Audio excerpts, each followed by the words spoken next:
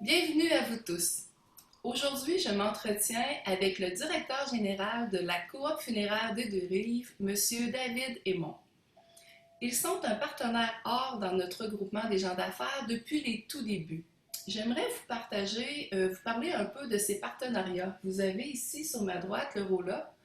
Alors, lorsque vous devenez membre ou tout au long de votre adhésion, c'est possible pour vous de devenir partenaire. Nous avons 4 catégories, tout dépendant de votre budget et de la visibilité que vous désirez avoir. Avec tous les événements que nous faisons chez Alliance Affaires, c'est certain que votre budget que vous allez avoir mis va avoir atteint ses objectifs parce que de la visibilité, je vous le dis, on vous en donne. Notre partenaire présentateur de ces entrevues est Desjardins Caisse de la Côte-de-Beaupré et je tiens sincèrement à remercier M. Martin Leclerc d'être toujours présent auprès des entreprises de la Côte-de-Beaupré. La Coop funéraire des Deux-Rives est une entreprise qui est touchée en plein cœur durant cette crise. Bonjour David. Bonjour Nathalie, merci de me recevoir. Vous êtes un commerce prioritaire, mais avec toutes les restrictions que le gouvernement a mis en place le 5 avril, ça ressemble à quoi votre entreprise? Je vous dirais que ce qui nous a affecté le plus, c'est les recommandations de confinement dès le 16 mars.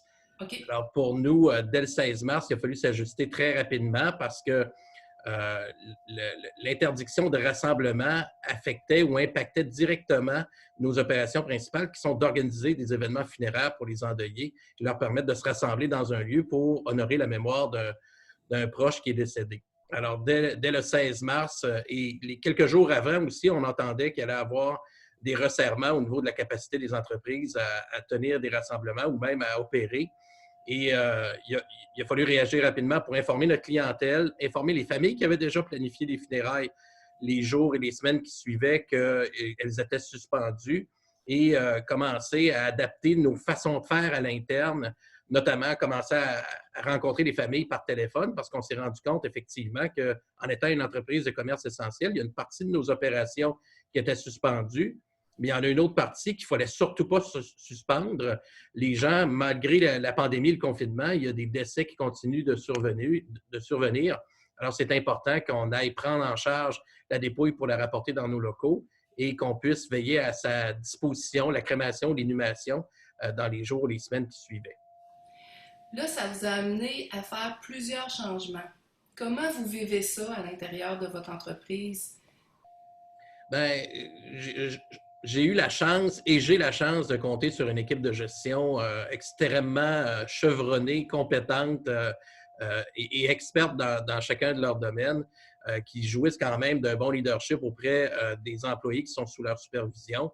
Alors, la façon qu'on a vécu ça, c'est qu'on l'a vécu en groupe. Il y a eu beaucoup de concertation, beaucoup de communication, pas juste avec notre clientèle, avec nos employés aussi. Il y a eu des employés qui ont souhaité se mettre en isolement volontaire parce qu'on a une partie de nos employés qui sont des gens en deuxième carrière ou même des retraités qui vont travailler comme porteurs, comme chauffeurs, comme directeurs de funérailles. Il y a des employés qu'on n'avait plus à appeler parce qu'ils travaillent uniquement lorsqu'il y a des événements funéraires, justement. Il y en a d'autres en service de première ou en deuxième ligne qui généralement rencontrent les endeuillés ou travaillent dans le laboratoire à la répartition, les brancardiers qui vont chercher les dépouilles. Il y a certains employés qui ont, pour des raisons familiales aussi, qui ont décidé de s'isoler, de se mettre en quarantaine, qui revenaient de voyage. Alors, il y a eu un branle-bas de combat très rapide. On a décidé de se concerter, puis également de communiquer beaucoup aux employés, leur donner de l'information au fur et à mesure qu'elle arrivait et d'accepter qu'on n'avait pas toutes les réponses au moment où on communiquait avec les employés. Et je vous dirais peut-être une semaine après les mesures de confinement, on a décidé, parce que là, ça faisait beaucoup de communication à l'interne, beaucoup de communication qu'on envoyait par courriel, ça faisait beaucoup de textes, c'était très impersonnel. Alors, on a commencé à tourner des vidéos à l'interne pour, une fois ou deux par semaine, envoyer de l'information sous un autre format, puis aussi s'assurer que les gens gardaient le moral. Là, tu me parles de faire des vidéos, puis comme tu as mentionné, tes employés sont comme en une seconde carrière. Puis là, on est comme en train d'apprendre super vite avec ça. Comment ça a été au niveau de tes employés pour adhérer aux nouvelles plateformes? Ben, c'est sûr que il y a des choses qu'on envisageait, mais sur un échéancier beaucoup plus long. On se disait, bon, peut-être dans 4 ou dans 5 ans, les technologies, on va les utiliser davantage, on va numériser nos dossiers avec les familles. Il y a déjà une partie de la gestion de nos opérations qui était sur logiciel informatique. Il y a certaines familles qui préféraient qu'on communique avec eux par courriel lorsque la rencontre était faite pour les suivis, plutôt que par téléphone. Donc, heureusement, on avait déjà attrapé la vague technologique, mais on n'était pas tous rendus au même endroit et en même temps. Là, ça nous a comme obligés et forcés à outiller tout le monde et arrêter de se trouver des excuses pour dire que oui, on va s'y mettre l'année prochaine. Là, on a des affaires bien plus importantes à régler actuellement. Là, ça devenait central dans la façon de gérer nos opérations, d'adhérer aux nouvelles plateformes, mais également de s'assurer dans la gestion quotidienne d'être capable de continuer de communiquer en temps réel. Il y a beaucoup de discussions. On s'en rend compte, hein, dans des périodes de confinement, qu'il y a beaucoup de télétravail, qu'il y avait beaucoup de choses qui se réglaient dans des corridors, des cadres de porte. Là, ces choses-là, elles ne se règlent plus. Il faut que tu conviennes d'une rencontre officielle parce que tu ne croiseras pas cette personne-là dans le cadre de porte ou dans le corridor pour régler ça 30 secondes vite, vite. C'est pour ça qu'il faut se donner des opportunités de se garder à jour puis d'aborder des choses qui sont beaucoup moins formelles. Ce n'est pas des réunions avec des ordres du jour, c'est des petites affaires qu'on a à vérifier, une rumeur que j'ai entendue que je voulais vérifier, une petite affaire, je voulais tourner à gauche, là, puis toi, si tu es correct de ton côté. Fait qu'il y a beaucoup de choses comme ça qu'on s'est rendu compte que c'était central dans notre façon de gérer les choses. On ne peut pas tout formaliser, puis on ne peut pas tout régler, puis on ne veut pas non plus que tout le monde parte chacun de son côté, fasse les choses seul. C'est pas qu'on ne se fait pas confiance, mais on trouve ça important d'être agile, puis pour être agile, il faut communiquer. C'est ça. Moi, David, j'aurais une question. Personnellement, je regarde aller ça, puis je trouve que sur la côte de Beaupré, on dirait qu'il y a moins de décès. Il a été mentionné que les ambulances aussi sont moins sujettes à être appelées et tout. Ça se peut-tu, ça, qu'on ait moins de décès? Oui, c'est pas tellement intuitif de se dire, ben il survient moins de décès. On est dans une période de pandémie, mais les décès qui sont liés à la pandémie de COVID en tant que telle, en tout cas dans la région de Québec, à Côte-de-Beaupré, il n'y a pas beaucoup de décès recensés qui sont directement liés à la pandémie. Si on se compare, par exemple, à la région du Grand Montréal, où est-ce que vraiment il y a une recrudescence des taux de décès par 1000 habitants, par exemple, à cause de la pandémie. Il y a des forces qui s'opposent dans le contexte actuel qui est le confinement fait en sorte que les gens, ben, ils font moins d'activité physique, ils risquent moins de se blesser, de se retrouver à l'hôpital puis d'avoir des complications et d'en décéder. Il y a également moins de gens qui voyagent en voiture, donc il y a moins d'accidents de voiture.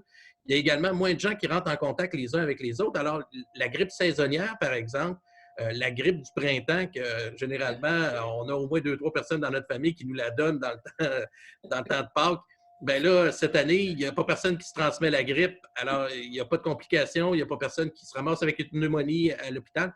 Donc, malgré qu'on soit dans un contexte de pandémie, effectivement, c'est étrange, mais il y a moins de décès que d'habitude statistiquement. OK. Fait que là, avec ce que tu m'expliques, finalement, notre gouvernement fait bien les choses. Ah ben on a depuis un mois et demi de belles leçons de leadership, de belles leçons de transparence des leaders qui mettent leur culotte, qui prennent leurs responsabilités, qui admettent s'ils se sont trompés et qui font fausse route. Il y avait eu la semaine dernière là, beaucoup de discussions au niveau de l'immunisation collective. Et là, cette semaine, on a recadré, puis on a recentré le tir pour dire, ben, finalement, nos experts nous ont dit que c'était peut-être pas une piste à explorer. Et c'est de l'humilité qui donne de la crédibilité, ça.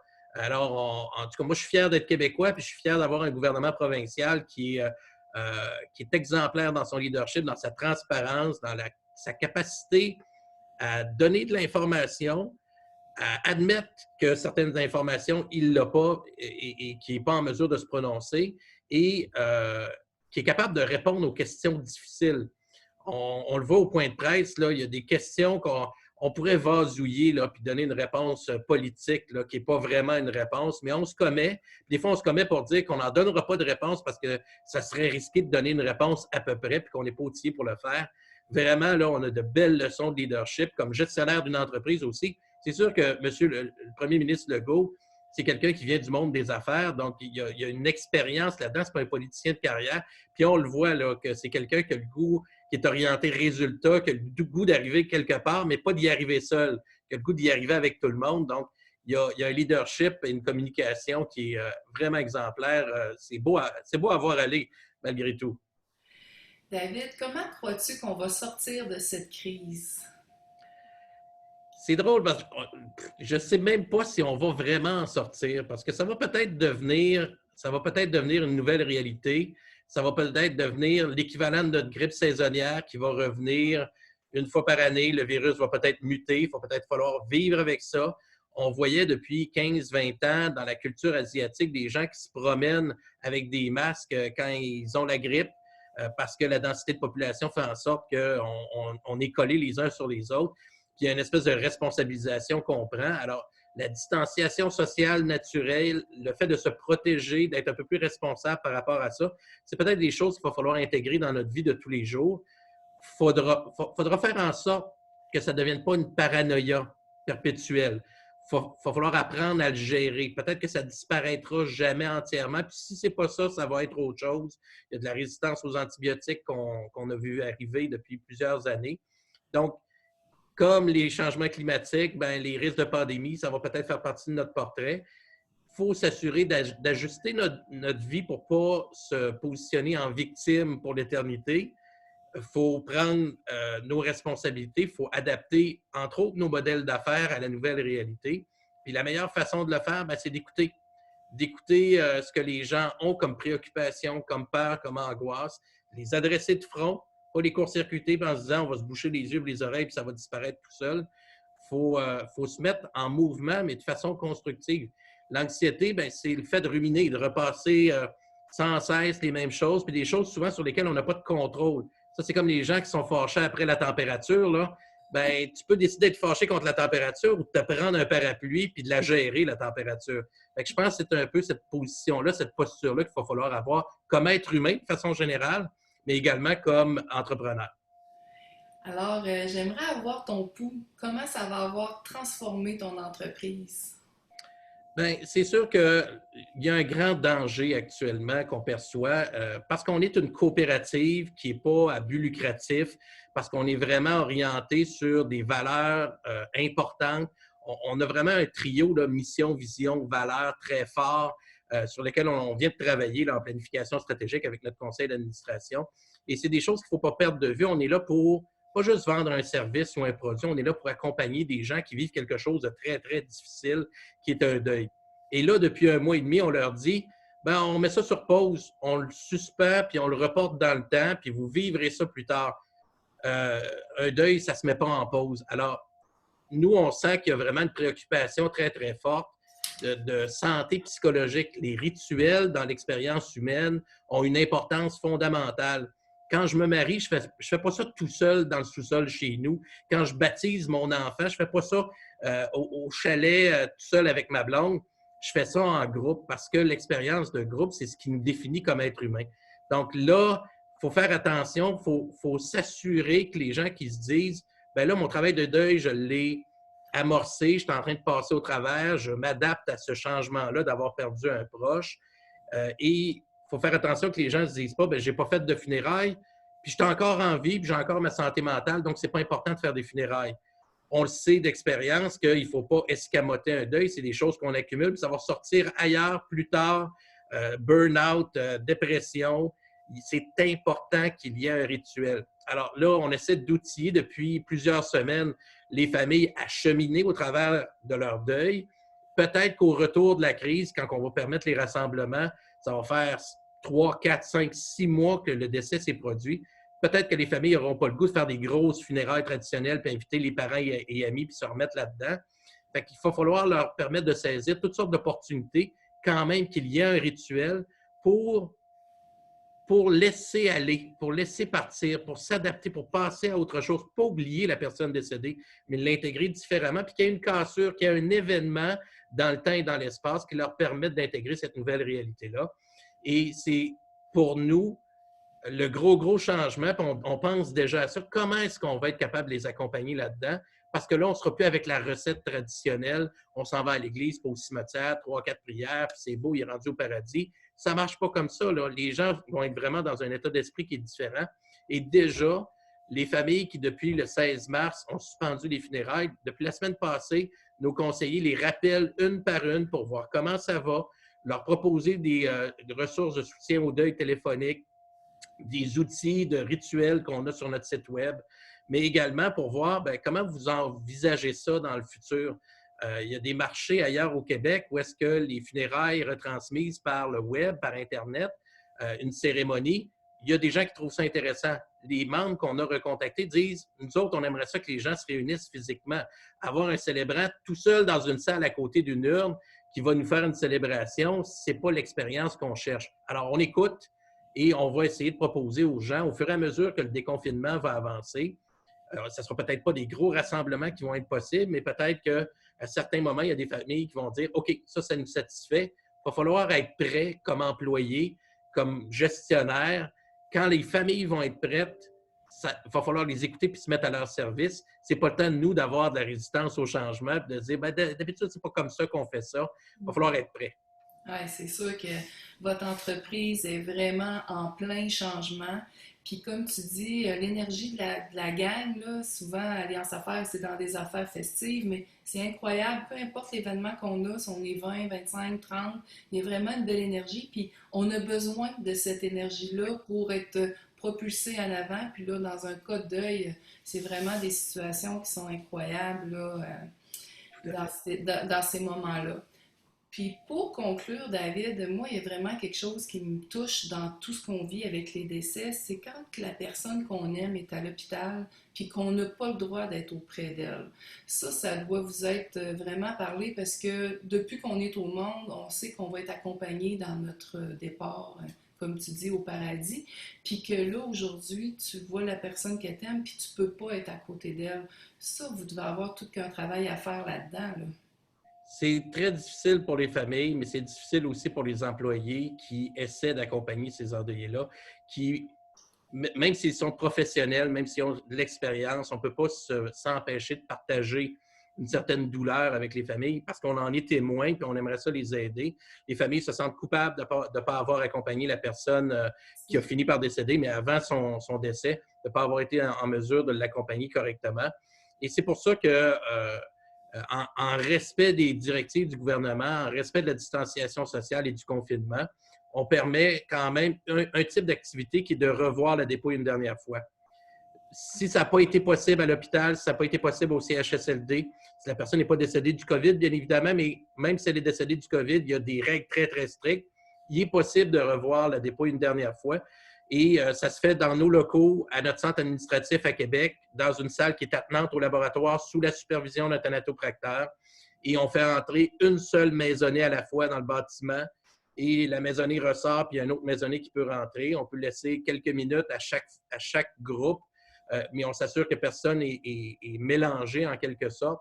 Et ça permet de voir la dépouille une dernière fois parce que souvent, la capacité de voir la dépouille, elle va permettre d'amorcer le travail du deuil parce que les gens sont en choc, sont en déni. Ils disent, c'est pas vrai ce qui s'est passé, je l'ai pas vu, elle n'est pas morte, ma mère, il n'est pas mort, mon père, j'ai pas vu son corps. D'être en mesure de se retrouver en présence de la dépouille une dernière fois avant qu'on procède à la crémation, par exemple, pour nous, on considérait que c'était une activité qui était humanitaire. Donc, des expositions, on n'en fait pas dans nos salons. Des célébrations, on n'en fait pas dans nos salons actuellement parce que les mesures de confinement ne le permettent pas. Mais avec les règles que je vous ai expliquées, c'est un dernier au revoir qu'on peut permettre aux familles. Puis je vais vous dire, les familles nous le disent, mais les employés en sont témoins également, à quel point non seulement c'est apprécié, mais à quel point on a l'impression d'avoir un impact. Ces gens-là vont être capables d'amorcer leur travail du deuil. Ils ne seront pas sous le choc, puis en déni, puis en crise pendant des semaines. Ça leur permet de continuer d'avancer, puis de trouver un peu de réconfort là-dedans. Donc, effectivement, c'est un moment qui est extrêmement difficile. Je ne peux pas imaginer de se retrouver seul, isolé chez soi, à être obligé de s'ajuster au décès de quelqu'un pour qui on avait un lien d'affection très, très fort. Alors, c'est là qu'on comprend non seulement ce qu'on fait, mais pourquoi on le fait. Puis je pense que ça vient nous donner un petit pep. Là. Des fois, on est fatigué, j'ai les yeux cernés. On fait des longues semaines depuis quelques mois, là, et ça risque pas de se terminer. Mais ça ne me dérange pas d'avoir ces cicatrices de guerre-là si c'est pour me mettre au service de mon prochain puis lui permettre de vivre ça de façon un peu plus sereine. Ben, félicitations, David, à toi et toute ton équipe pour le bon travail que vous faites. Franchement, bravo. Je te remercie beaucoup de m'avoir accordé cette entrevue. Je suis certaine que les gens ont besoin de savoir comment ça se passe et de pouvoir compter sur une équipe de professionnels comme vous. Merci Merci beaucoup. beaucoup, Nathalie. Puis félicitations, chapeau à l'Alliance Affaires Côte-de-Beaupré pour cette belle initiative. Vraiment, là, on voit la force d'un groupe. Merci beaucoup.